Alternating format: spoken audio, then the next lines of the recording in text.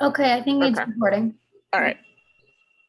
So I did my presentation on rabies and specifically rabies in India. And it's not letting me change the slide. Hang on. Oh, there we go. So rabies is a deadly zoonotic virus. It is fatal, but entirely preventable. All mammals are susceptible to rabies, but only mammals. So birds and reptiles can't get it. Rabies is found worldwide, but is more common in some countries than in others. India is the country that has the most severe rabies burden currently, but scientists are making efforts globally to eliminate rabies. So for etiology, rabies is an RNA virus in the Rhabdoviridae family. Related diseases include the Mokola virus, the Duvenhage virus, and Australian bat virus. It spreads through saliva and the nervous tissue of the infected person or animal. Most human cases of rabies are caused by dog bites. 80% of human cases occur in rural areas, and children ages 5 to 14 are the most frequently reported victims. So early symptoms include headache and fever, and so it's often confused for just a flu or something like that in the beginning. The bite wound where the rabies entered the body might hurt or itch. Eventually, neurological symptoms present, such as hyperactivity and anxiety, and these can escalate into delirium and hallucinations. Another interesting symptom is hydrophobia, where the patient becomes terrified of water and refuses to drink or touch it. And death usually occurs about 2 to 10 days after the virus reaches the brain. By that point, it's pretty much impossible to survive. So for prevention, there's vaccines for both humans and animals. Pre-exposure vaccines are given intramuscularly in 3 separate doses. Pre-exposure vaccination isn't really necessary unless you're in a situation where you're at high risk for rabies, such as working with it in a lab or if you're a veterinarian. Post-exposure prophylaxis, or PEP, stops the virus from reaching the brain of bite victims. PEP consists of injections of the rabies vaccine in 4 parts. The first immediately as soon as possible after the bite occurs, and the rest over the span of a few weeks. And immediately after the bite, PEP also involves the injection of the human rabies immune globulin. So about 2,000 people die from rabies every year in India, which is 30% of the total global rabies deaths. And one large contributor to this is that there's about 60 million stray dogs in India.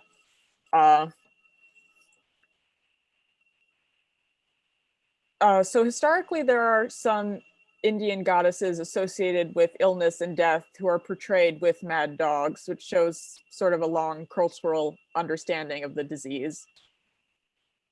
The word rabies in English actually comes from the Sanskrit word radhas, which means to do violence.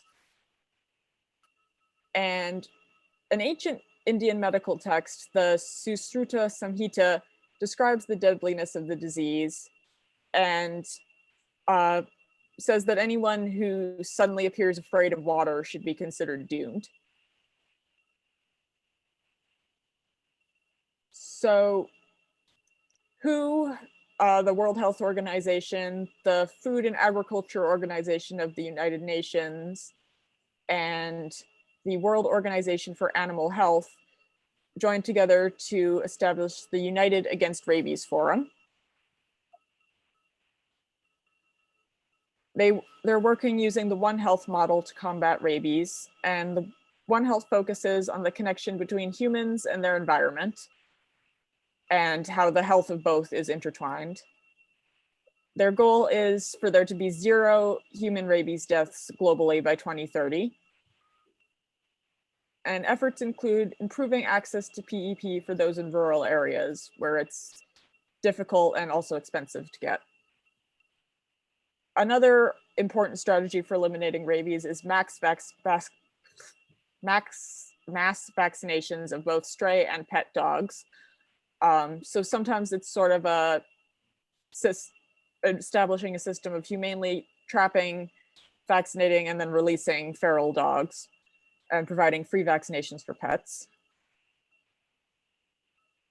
Most rabies victims are people who are living in poverty, and PEP costs about $108, which many can't afford. 95% of human rabies deaths currently occur in Asia and Africa, which are where the poverty and ensuing rabies are the result of years of colonialism and oppression. And in addition, fear of rabies can cause people to be cruel to dogs.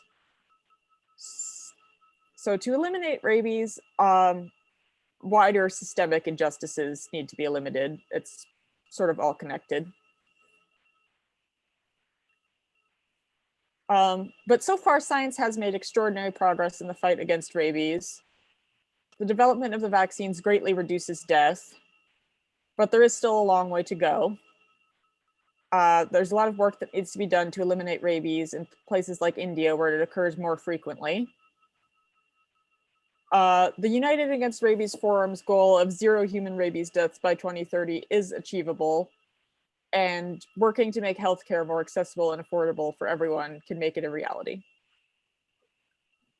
The end. Sure.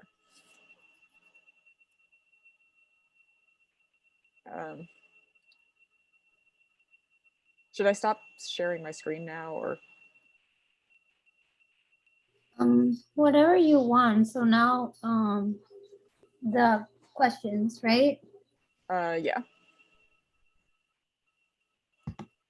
So so what is the purpose of human rabies immune globin? So it basically teaches your immune system to fight the virus the same way the vaccine does, but it starts working immediately. So it basically helps your body hold off the virus until the vaccine becomes effective. And my other question, is rabies more common in rural or urban areas? It's more common in rural areas, likely because there's just more access to wild animals there. But it does occur frequently in urban areas, especially those with a large stray dog population.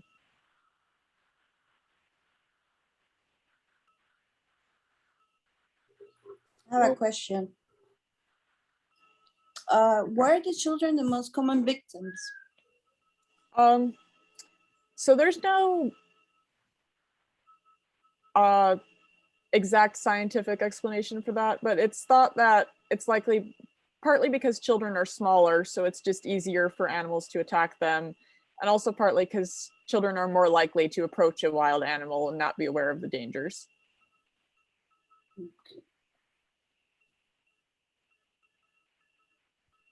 You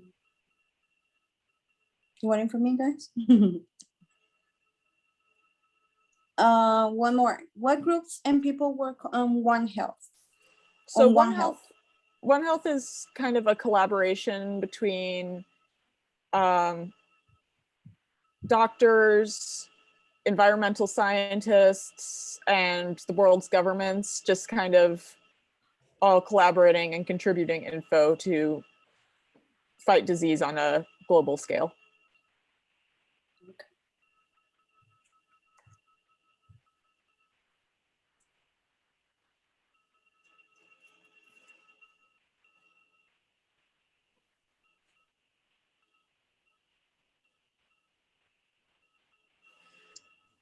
I was unmuted. I was muted. All right, I have a question. Okay. Can rabies be transmitted between humans? So theoretically, yes, there's never been a recorded case of that happening, but since it is spread by biting and saliva getting into another person's nervous system, probably if a person with rabies bit another person, they would also get rabies. That's crazy. Mhm. Yeah. And how long does it take for the rabies to reach the brain? That actually can vary pretty greatly. It can be a few weeks. It could be up to a year or even more. There's a lot of factors that affect it, such as the location of the bite, where the virus entered the body, and the strength of the person's immune system. Okay, interesting. Yeah. Tonight we're gonna talk about aspergillosis. It's some type of fungus or mold that it can cause infection and weaken immune system. It lives outside doors, indoors, and any surface. People can contract the fungus through the airborne spores, and it can affect mostly a person with immune weakened system. Now, our immunoglobulin proteins can help us to destroy any fungus that it goes in our bloodstream. Aspergillosis can be three types of it. It would be chronic pulmonary, it could be invasive aspergillosis, or allergic sinusitis. Chronic pulmonary is basically mass or tumors that stays in your lungs and cause shortness of breath, coughing out blood, chest pain. Invasive aspergillosis, it can actually target any person that it goes under chemo treatment or it has lung diseases. Allergic sinusitis is mostly gonna attack your nasal passage, so preventing from you to breathe. Okay, aspergillosis can be treated with antifungal medication, oral corticosteroid, and the last resort to do is to remove any damaged tissue in your lungs, so it will be surgical. Aspergillosis can be treated if you get an early diagnosis from your doctor. So you need to make sure to recognize all the signs that you might be exposed to a fungus while you're inside or outside doors. That's about it. And this is supposed to how it looks like. So it's a small airborne spores that are entering your respiratory tract, and it goes directly to your lungs, which is the main source of a disease. And from there can also spread to anywhere else on your body, causing, deadly, damage, serious damage that I can, cause the death of the person. What else can I say? That's it. Questions? Okay, so can aspergillosis affect pets? No. The only way to transmit the aspergillosis is through air, and so you cannot give it to your pets. Okay, and what's the best method to reduce infection? Was the best as a first stage will be antifungal medication. Now, if it's very severe, so you need to go for a little bit something stronger, which is the oral corticosteroid or surgical remove unhealthy tissue.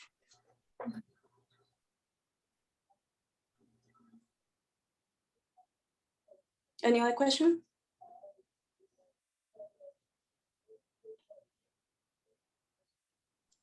I have some question, if I can go next.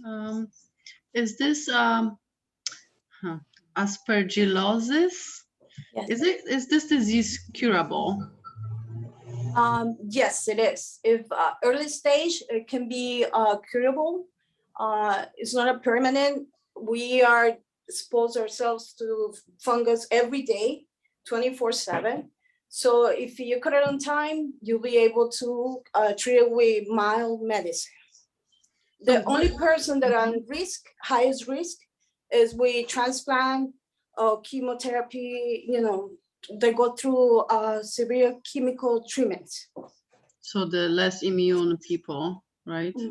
The weak immune system.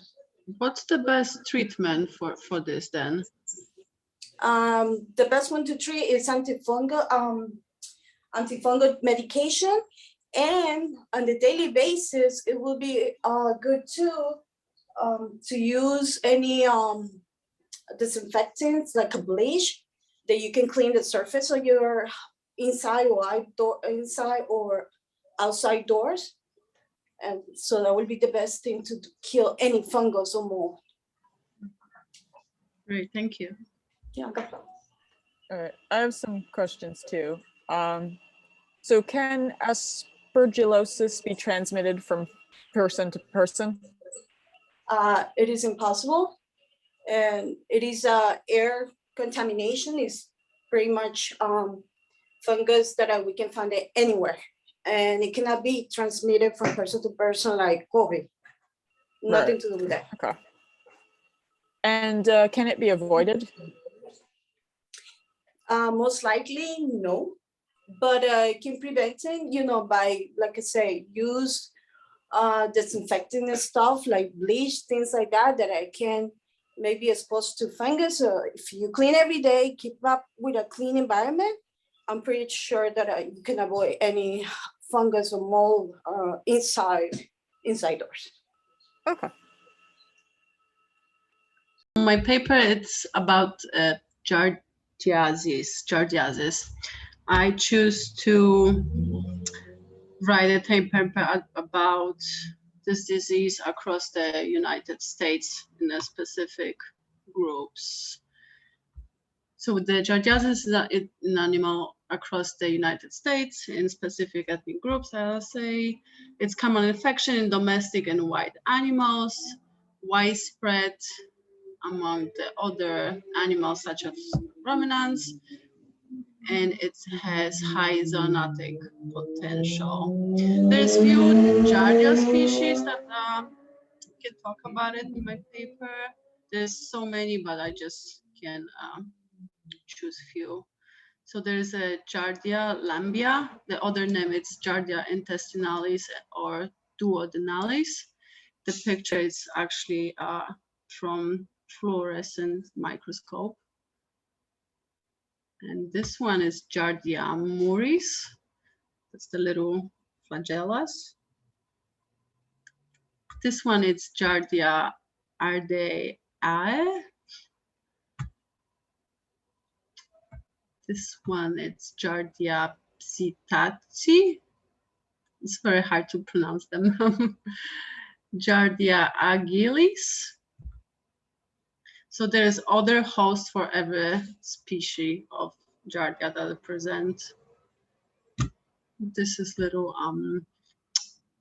compartment of those three. So the flagellas look a little different.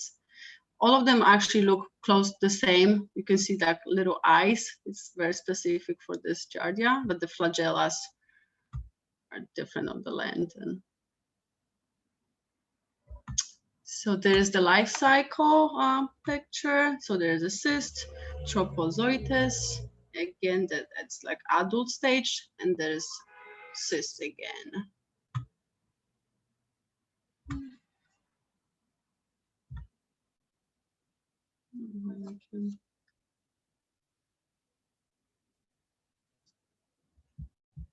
Cannot see it.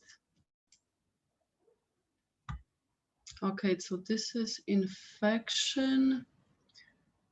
from the beginning. Oh, I'm sorry, guys.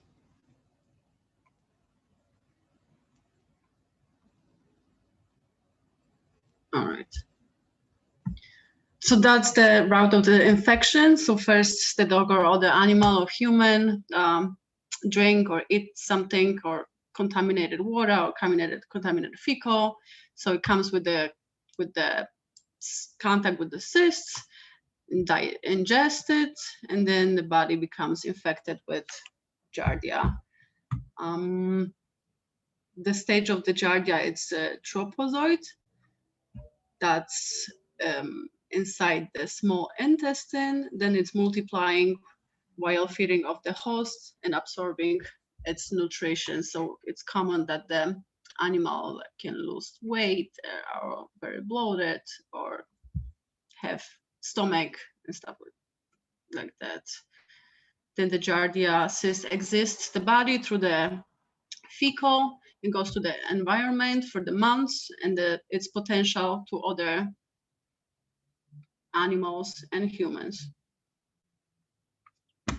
There's another picture. This one actually it's the host for Giardia intestinalis. It's mammals and humans. So let's say the human can go hiking and just drink the contaminated water with the cysts of Giardia. Then it goes to his intestines or her intestines and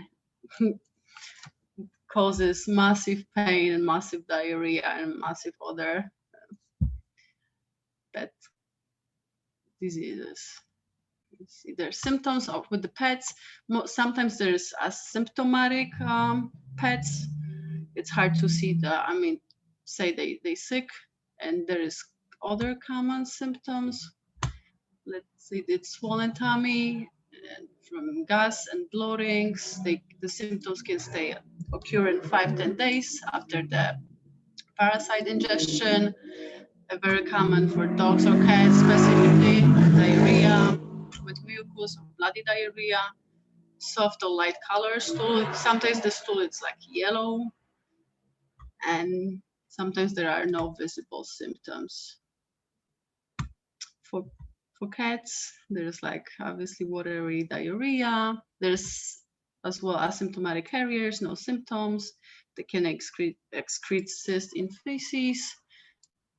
Loose stools, diarrhea, frequent stinky stools, weight loss, dehydration. And the available treatment. Very common treatment is the panicure, which is active ingredient fenbendazole. It can be powder, pills, suspension, liquid as well, yes. The other common medication is albendazole. There is also albendazole for humans. February 10, I didn't know there is National Deworming Day for humans. So there's pills, suspension as well, and syrups. And the third one usually is a combination of the drugs. Most common, it's for dogs and cats. There's a Pyrantel, Praziquantel, and Pembentel. And usually those three comes with one type of drug. Another one is metronidazole, pills, syrup, suspension, powder, paste.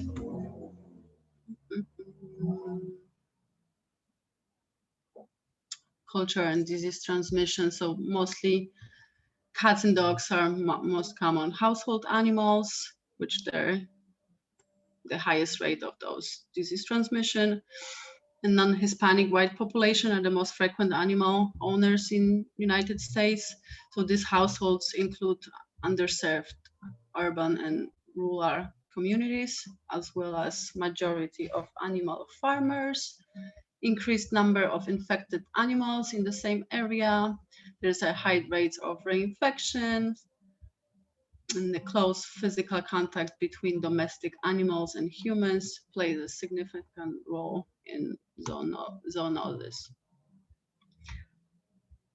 This picture I have from CDC website. This is actually giardiasis cases in human reports in US in 2018.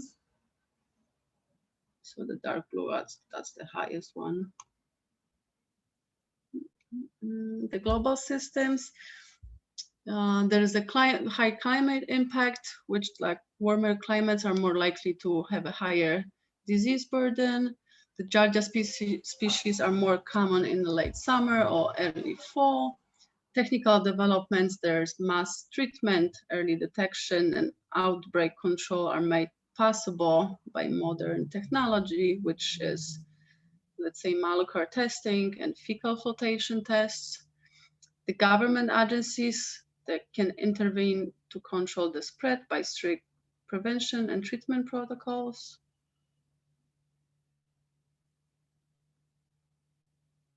Culling sick animals to protect other animals could raise ethical questions. The social impacts include a limited interaction between animals. So then my conclusion is wrap it up about there's various species of Giardia. It mostly causes malabsorption and diarrhea. They transmitted through the fecal and oral route. There's many treatments available. There's high zoonotic potential, which is hygiene should be prioritized. And that's it.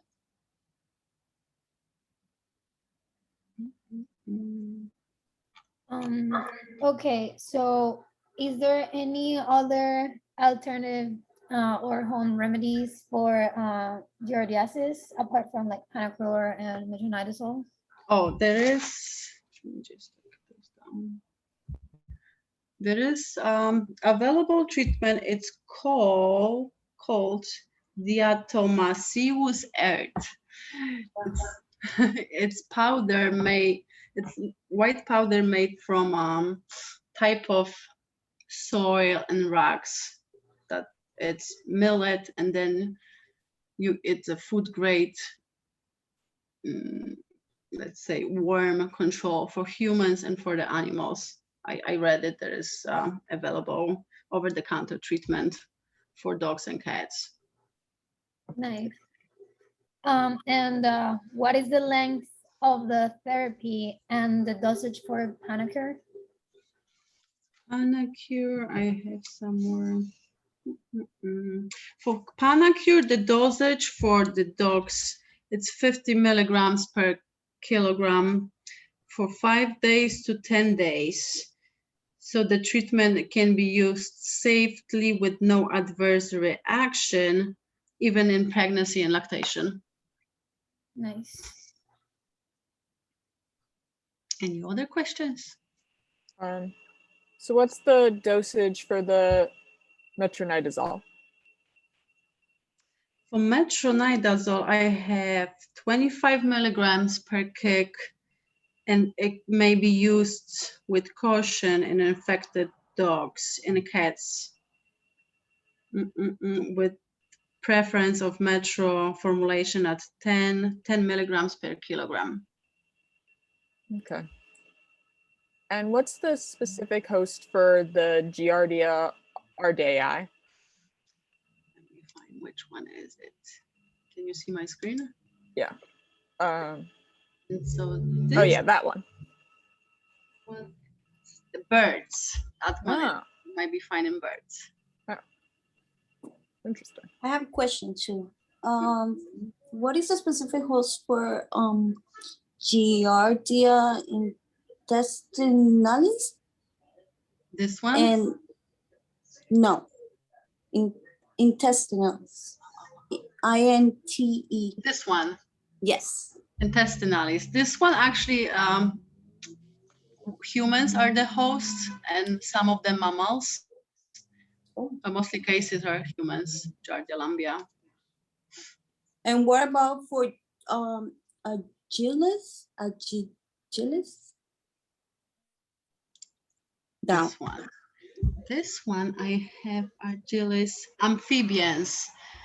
So like frogs, lizards.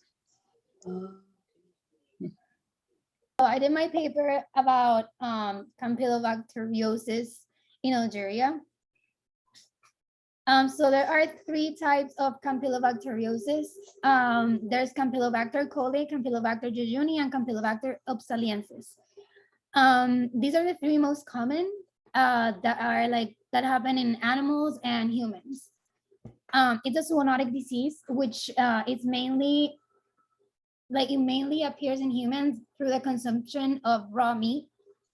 And it affects the gastrointestinal tract, but it's non-pathogenic. It's also a microaerophilic bacteria, which makes it pretty contagious. The etiology, so it's extremely contagious through contaminated water or food, or contact with infected animals or humans and their feces. It's the most frequent cause of bacterial gastroenteritis. And it mostly appears in dogs, cats, chicken, turkey, cattle, and water. Obviously, the most human cases are due to like animal sources or waters, which is like the most common sources from where you can get it. So the contact with the animals or their feces is not as common, but like the food you eat is the most common cause, and the food you eat and the water you consume. There's non-conclusive results about how it spreads. So we don't know if it comes from humans or from animals. We don't know the exact source. But we do know that it's zoonotic, so it can be spread between animals and humans. We don't know at what degree, and we don't know if it starts with humans or if it starts with animals. So it has been studied that the type 6 secretion system, or T6SS, it produces what is it called?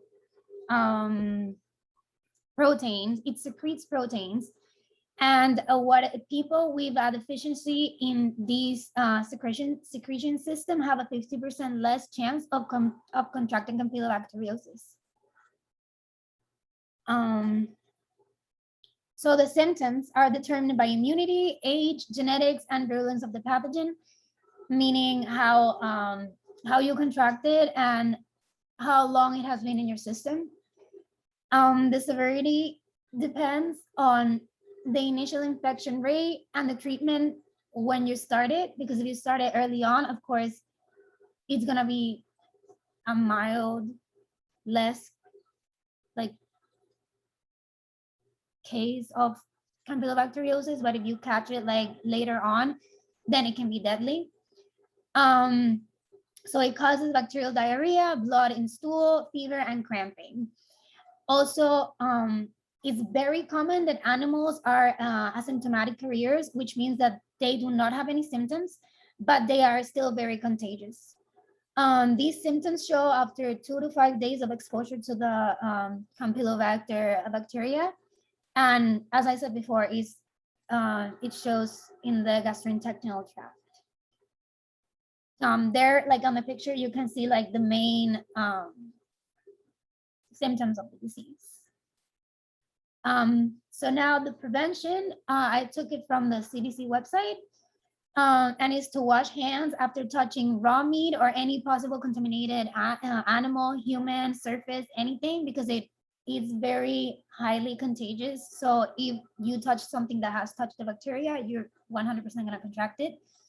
Also, we have to be very cautious with separating poultry, beef, and seafood from other foods like vegetables and fruits. So you have to decontaminate surfaces and utensils, and you need to use different cutting boards for each thing, because if you mix the beef or the poultry or the seafood with the vegetables or fruits, you can contaminate the vegetables and the fruits.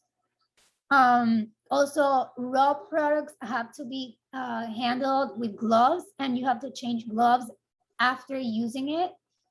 And it has to be completely cooked. So not even like mildly raw, like it has to be fully cooked for the bacteria to die.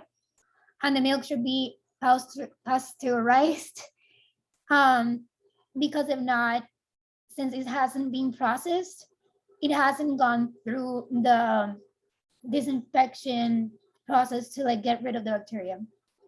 Also, it's important to know the source of your drinking water and know that it's decontaminated.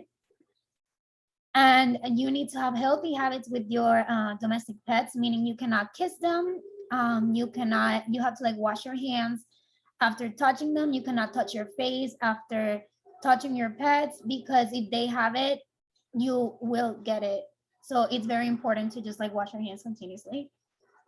So then the disease transmission and the culture.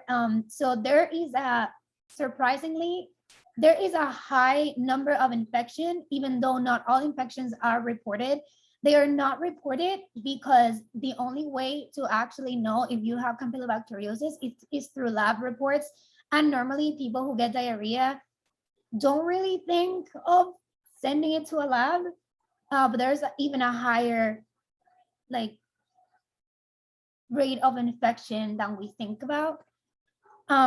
Since I am concentrating in Algeria, the main source of Campylobacteriosis in Algeria is doner kebab meat. This is because doner kebab is roasted on the outside but left mildly raw on the inside, so the Campylobacteriosis is not dead once you eat it. It is very, very important to prevent like the transmission and contamination, to know where the food comes from, when it got contaminated, in which part of the process of processing the meat. It's very important to freeze the meat, because since Campylobacteriosis is microaerophilic, freezing it, it will like make the bacteria die. Also, the cooking style is very important, so you shouldn't leave anything raw. And then if something from the doner kebab has gotten Campylobacteriosis, once you ingest the doner kebab, you get the Campylobacteriosis. And that's why it's the main problem in Algeria, because doner kebab is very, very common. It's like a very popular dish with the juice. Also, Algeria doesn't have very good health policies, so they should be improved to prevent outbreaks. And also, as I said before, the meat should be handled with gloves. Okay, so the global ethical and social impacts. The climate change has increased the cases of Campylobacteriosis in Europe and other countries. The study of the climate change is very important, but there's not enough studies in zoonotic diseases and how the climate change affects zoonotic diseases, which is a problem. Also affects children under 5 and the elderly, because they are immunocompromised. So these bacteria tends to affect immunocompromised individuals. Also, because of climate change, we've been having extreme rainfalls, and because of extreme rainfalls, they cause like a lot of outbreaks of Campylobacteriosis, and the increase of temperatures, which explains why in Algeria there's so many cases of Campylobacteriosis. So there has actually been a study in South Africa on, I believe it's 481 dogs, and it concluded that the 41% of dogs were positive for Campylobacteriosis. This is because of the health issues that they have in the country, and they don't have like as good as of laws and prevention policies for Campylobacteriosis.